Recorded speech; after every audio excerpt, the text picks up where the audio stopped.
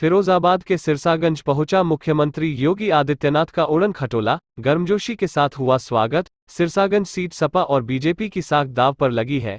BJP प्रत्याशी हरिओम यादव मुलायम सिंह यादव रिश्ते में समधी है। आपको बता दें, दो पहले सपा प्रत्याशी के समर्थन अखिलेश यादव में सिरसागंज की जमीन से बीजेपी और योगी पर करारा प्रहार किया था। बताया जाता है सिरसागंज सीट सपा का गढ़ मानी जाती रही है। फिरोजाबाद से देखिए राहुल उपाध्याय की खास रिपोर्ट। राशन फ्री में राशन। भाइयों बहनों, जब फिरोजाबाद की बात होती है तो बिहार आपके फिरोजाबाद का कांच का उद्योग दम तोड़ रहा था। याद करिए, आज इसको वैश्विक मान्यता मिल रही है।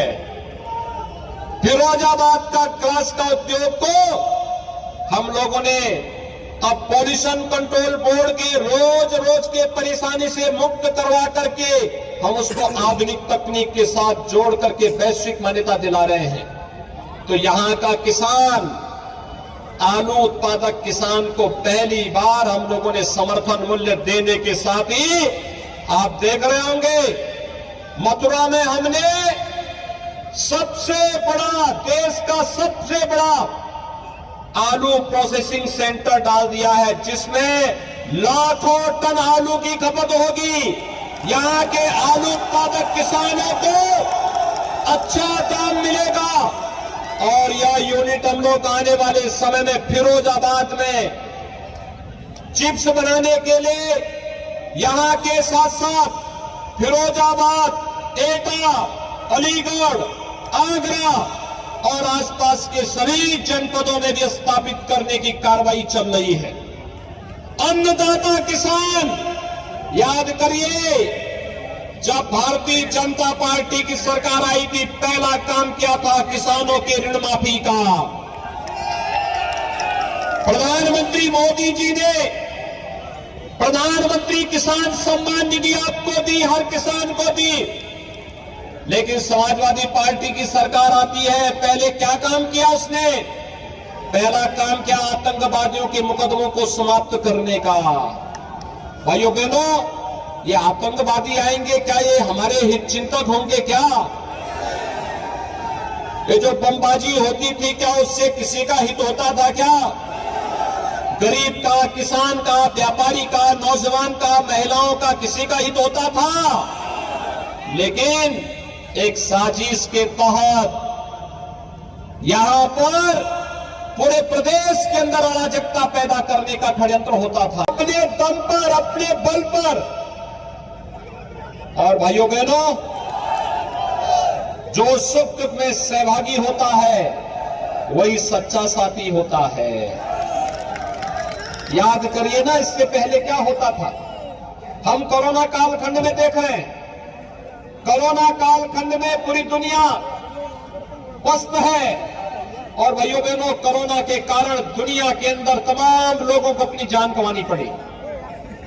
लेकिन भारत के अंदर प्रधानमंत्री मोदी जी के नेतृत्व में जीवन भी और जीविका को बचाने का जो अभिनव प्रयोग हुआ, फ्री में टेस्ट, फ्री में उपचार, फ्री में वैक्सीन। कितने लोगों ने वैक्सीन ले ली है? तो आप लोगों ने तो समाजवादी पार्टी को वैक्सीन लेकर के वैसे ही ध्वस्त कर दिया है, क्योंकि समाजवादी पार्टी के मुखिया तो वैक्सीन का विरोध कर रहे थे ना। वे इसलिए विरोध कर रहे थे जिससे कोरोना की चपेट में ज्यादा से ज्यादा लोग आ जाए, ज्यादा लोगों को नुकसान हो जाए। लेकिन हमने भी ठाना था अपनी जनता जनार्दन का बाल बांका नहीं होने देंगे, इसलिए वैक्सीन सब जगह उपलब्ध करवाने का कार्य हुआ। हो सकता है वे अपने खानदान के बारे में सोचते होंगे, हो सकता है वे अपने परिवार के बारे में सोचते होंगे, लेकिन भाइयों बहनों, मेरे लिए तो उत्तर प्रदेश की 25 करोड़ जनता ही परिवार है और मुझे तो 25 करोड़ जनता के हित के बारे में सोचना है। मोदी जी के लिए 135 करोड़ का भारत ही उनका परिवार है, तो मोदी जी पूरे भारत के बारे में सोचते हैं। और इसलिए भाइयों बहनों, हम लोगों ने तय किया ये फ्री में वैक्सीन, सबको वैक्सीन, और अब डबल इंजन की सरकार है तो भाइयों बहनों डबल डोज राशन, महीने में 2 बार राशन हर गरीब को उपलब्ध करवाया जा रहा है।